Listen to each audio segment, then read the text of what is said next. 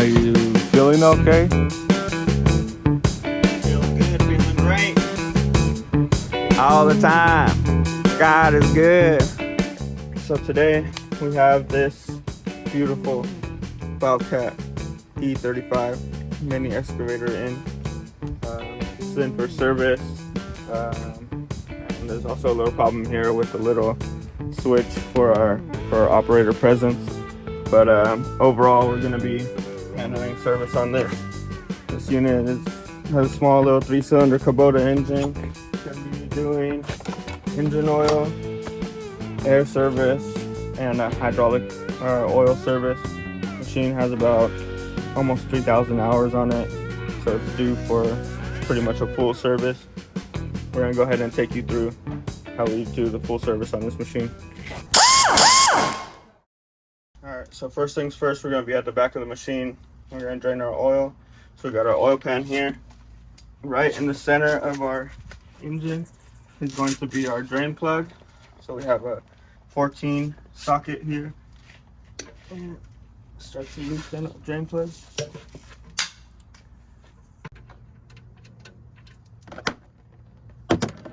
Oops. I'm going to pull our dipstick just to get some breather in it. And there you go. So now we're going to remove our oil filter. I have a pair of filter pliers here. On the bottom of the machine, there's an access hole cut for our access to the oil filter. So we're going to go ahead and put our oil filter pliers through here. And loosen it to remove. And we're going to fit our hand through here and loosen it the rest of the way. And the oil will drain out through our access cover on the bottom. New oil filter. Our oil here. Just put a little bit of oil on the O-ring, help seal. Come through our opening.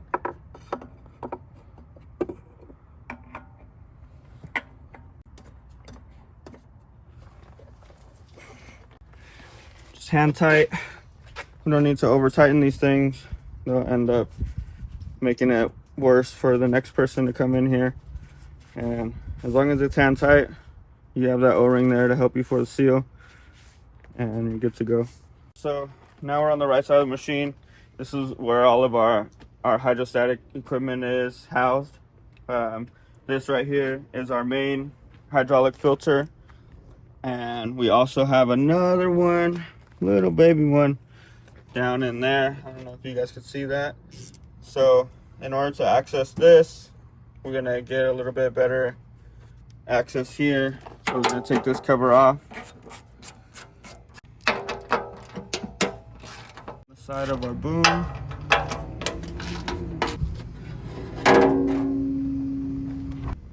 So from here, now we have full access to our hydraulic filter and a little bit more access to get in there and get our other hydraulic filter.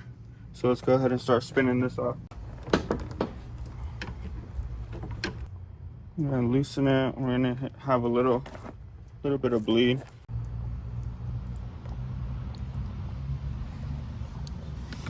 Now I'm gonna remove our hydro. Oh my God.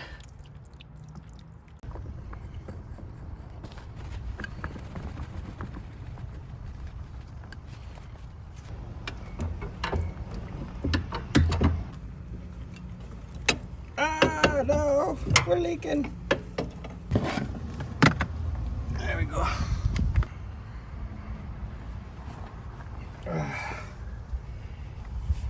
When you're tightening the filters, you can grab a rag, a clean, dry rag. That way you can get a good grip on your filter, get a really strong hand tight on it.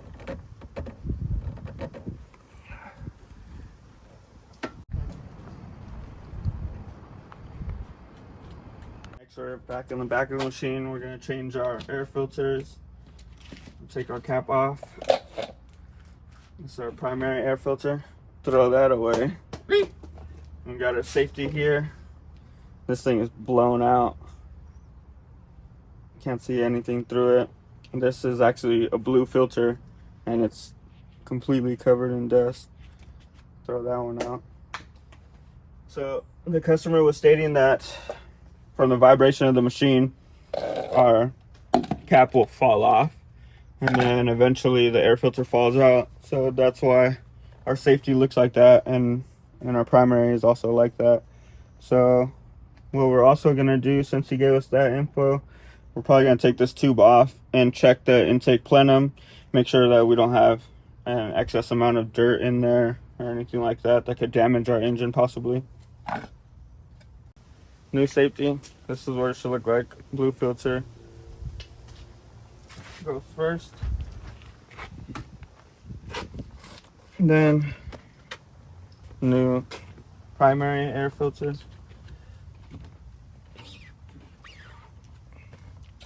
Place our cap here. Good to go. Next, we're gonna remove our fuel filter here. So I'm gonna catch this.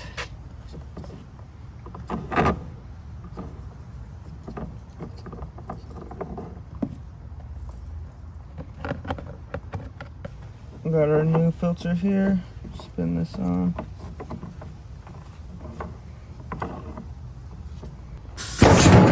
Oh my God!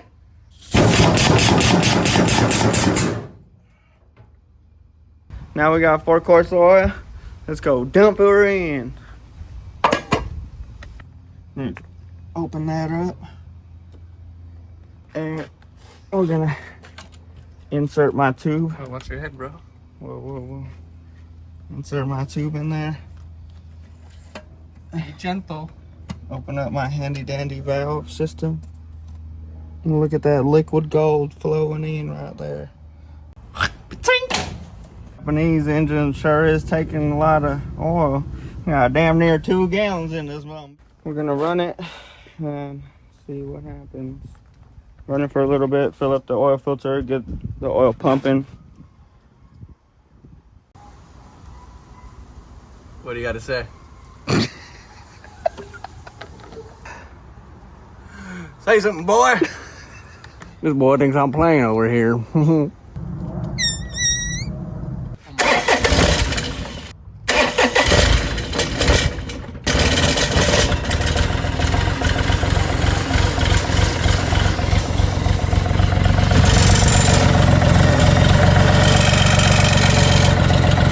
Finished up with the service.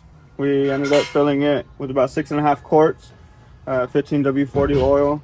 Ran it, rechecked our oil level, and we're right there, right in the middle. We had a little bit of difficulty with the priming of the fuel system. We ended up putting a little bit of air in the tank to get the system reprimed, but other than that, we're ready to go. I'm gonna end up leaving this side cover off because I want to get all of this trash out of there. We're gonna do another wash with this machine tomorrow, and tomorrow we're also going to go through and grease all of our grease points. Something else, another service that's included within our full service that we do here. So we're gonna run through, check that all the grease zerks are intact and that they're accepting grease. Any of the joints and everything like that, they're a big wear point for these machines because, you know, the bucket and everything. So we want to make sure that all those points stay greased. So come back tomorrow and we'll get that done. We had another issue with our safety system. They call it like a system lockout or something like that. So basically what happens is you get into your operator's seat. To enable hydraulics, we'll put our left-hand control system down, and then has a magnetic pickup here, and the magnet touches together, and that basically lets the machine know that you're safely secured inside the operator's cab, and then our hydraulics will get enabled. The problem was with this machine was that it had the linkage right here was loose. Originally it has has like a small bolt with a bushing that goes in here, and this it slides in here, and that's how our whole linkage works. What ends up happening is the operator will slam this down, or handle it aggressively, end up wearing out our bushing and stuff like that. As you can see here, the hole is pretty bummed out already. We're gonna end up rebuilding this a little bit more robust. We have a bushing here that's gonna fit into here. So see that play is very, very minimal. So keep it nice and tight where it's supposed to be. So we're gonna go ahead and remake our bushing.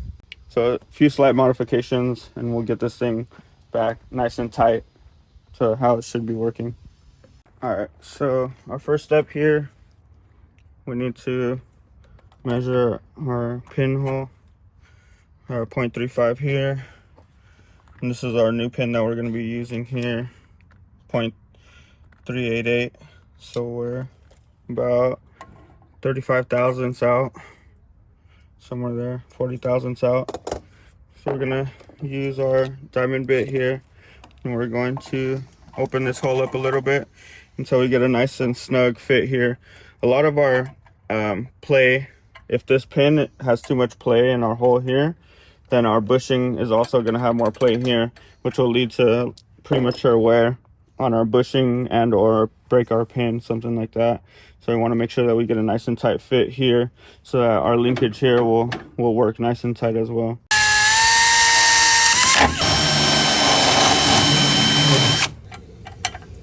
That's a pretty snug fit there. It's gonna fit in here. We have a little bit of play, but it'll work out to our advantage so that we have a little bit of movement here.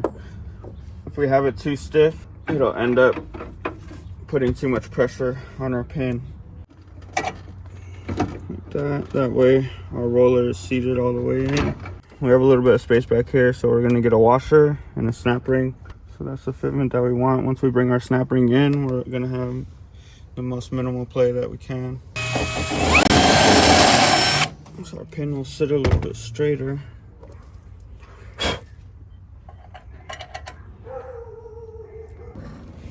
Stay. I'm a dog, dude. So we're gonna be using an E-clip here. If this doesn't work, then we're gonna resort to a regular snap ring. So we're gonna see how it holds up.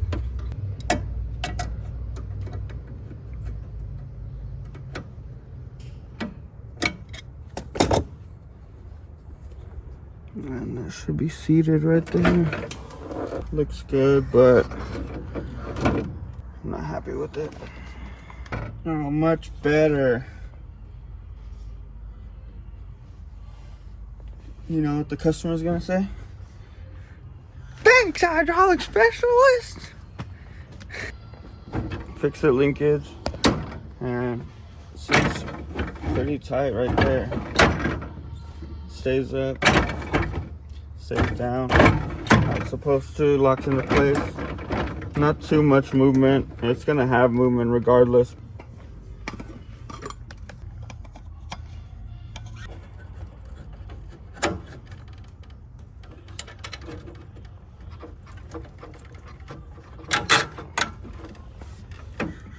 Alright. That's better. We don't need this.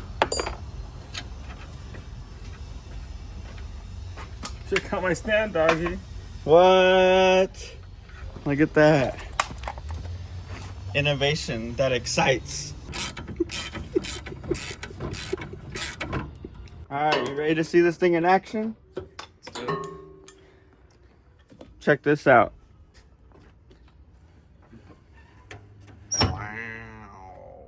Bada bing, bada boom. This didn't pass final inspection, so we're taking it off and we're gonna put a bolt. All right, now we have a longer bolt. Get some more thread on here. I'm gonna douse it in this super glue stuff. Red super glue that smells like candy. And that makes our bolts never get loose. Also known as Loctite. Yeah, in Loctite we trust. America. Arc.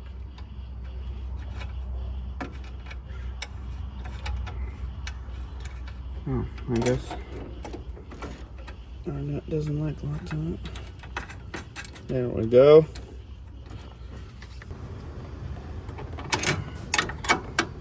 Still there. Our base side sensor is down. Now we're going to install our magnet side of the sensor. Nice and shiny. Look at that, fresh from China, fresh off the boat. Like a diamond. All right, make sure these are nice and tight. We don't want to over tighten this because obviously they're made of plastic. If you over tighten it, we're going to run into the same problem as we already had, which is we're going to break our bases of these sensors. So we have this here. We're going to go ahead and route our harness through our back side. If I can route it through the back side, what the hell's going on here? What tarnations going on over there? Come on, baby. Give me some of that sugar. There we go. We heard the snap. Snap, crackle, pop. This is going to mount here. So we got this nice and snug. Like I said, we don't want to over tighten it. So this is probably actually the right tool for the job here. I can't get too much torque onto these nuts, but it's perfect right there. It's solid. And now let's see how it does.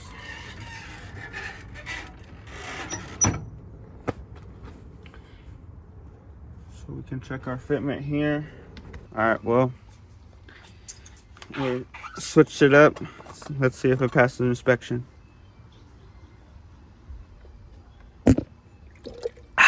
That's some high quality H2O.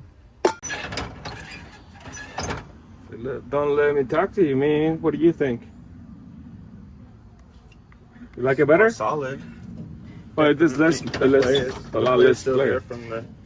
But it's half less, at least 50%. Yep. And you can switch the bolt that way, so it's not interfering on this side. Yeah. It's nothing on the other side. Yep. Lock it up, Loctite it, so it never comes off again. Okay. Sweet. 50% less, 100% better. Come around to the side, check our fitment here, and there you have it. Pretty lined up.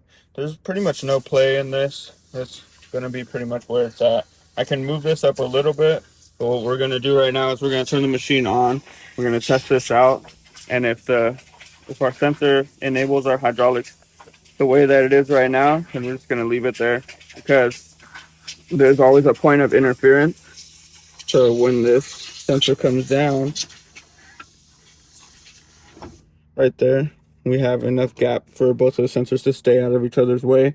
We don't have any touching of it. If I move this up, then obviously this is going to get closer. The gap will get closer, and we have more of a chance of breaking either one of these sensors. So now let's hop on and see if this thing is working as it should.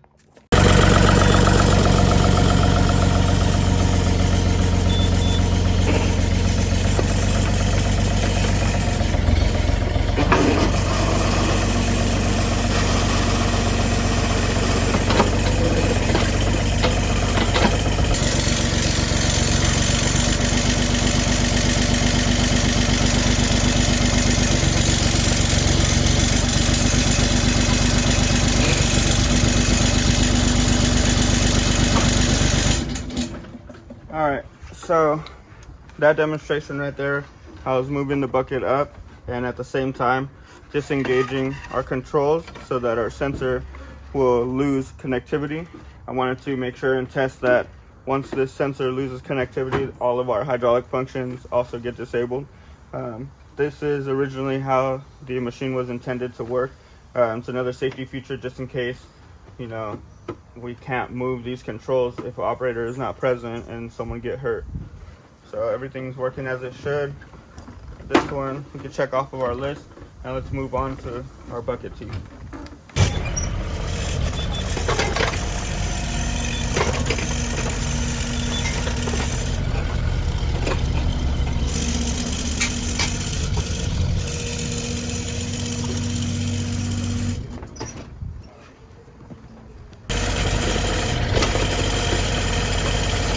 All right, moving on. Now we're moving to our bucket teeth. Have our new set of teeth here. New set of roll pins here. So we're gonna go ahead and start removing these. Pretty straightforward, just pound it out. Because you got that sexy hammer. Oh, look at that. Hey, where are you going, man? We got the holes lined up nicely. Very clear. Now it's time for the action. Shing. Pin it before you win it. What he said. I didn't say anything. Move it before you lose it. Here, get some gooey on your Nah, I'm alright. There you have it, boys and girls. That's how you replace teeth on a bucket. It's kind of the opposite of pulling teeth, if you know what I mean.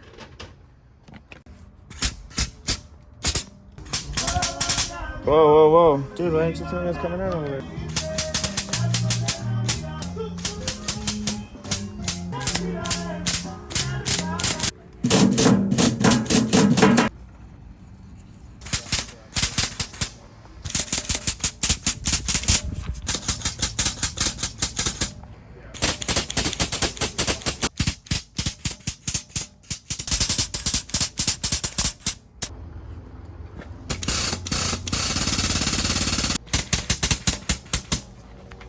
You gotta keep them lubed up, you know what I'm saying? Alright, so there you have it, folks. Full service, along with greasing our points, bucket teeth change, and our safety lockout switch changed. We're gonna go ahead and do final wash, get whatever residue we have, whatever oil that we dropped left over. We're gonna get it all cleaned up, and then this thing's ready to go to work. Till the next one.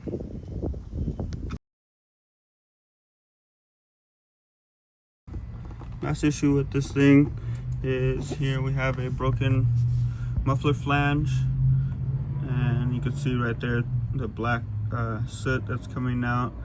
That's our exhaust gases that are escaping. So we're going to throw a few spot welds on it just so that we get the orientation correct, and then we're going to go ahead and remove this muffler canister and re-weld that the whole cracks and repair that.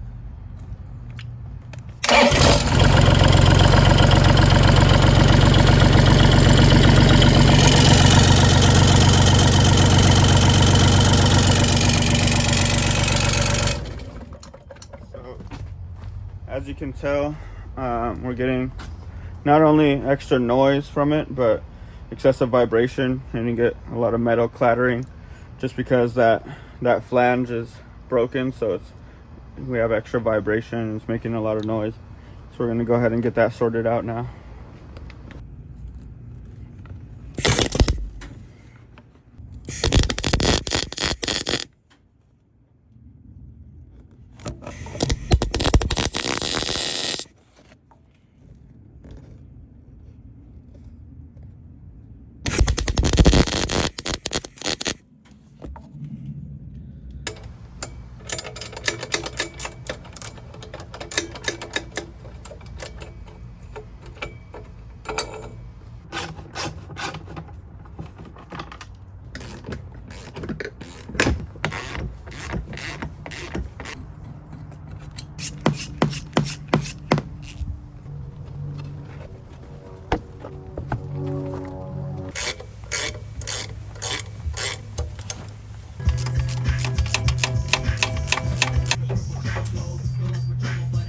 Oh shit.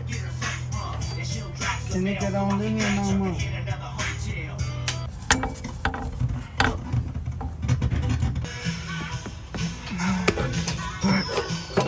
Can you wrestle it? Maybe?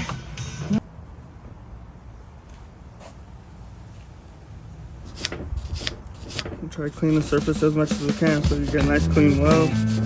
Don't leave any of this paint on here. It's gonna be splattering.